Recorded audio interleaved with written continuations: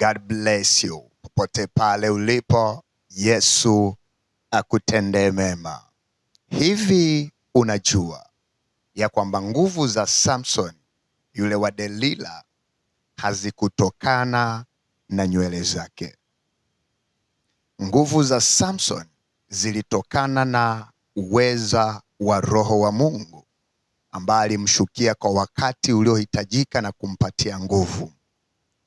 Ni kwa sababu Mungu anapoweka agano na mtu huwa anampatia kitu kinachosimama kama uthibitisho, ni sign of covenant, ambacho kila kitakapoonekana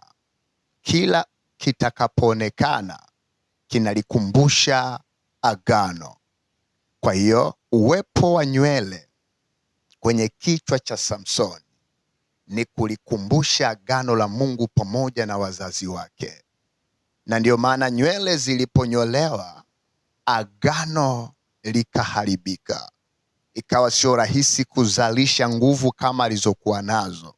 Na kwa kuwa agano limeharibika, Roho wa Mungu ametoweka, yeye awatiaye nguvu watu wote.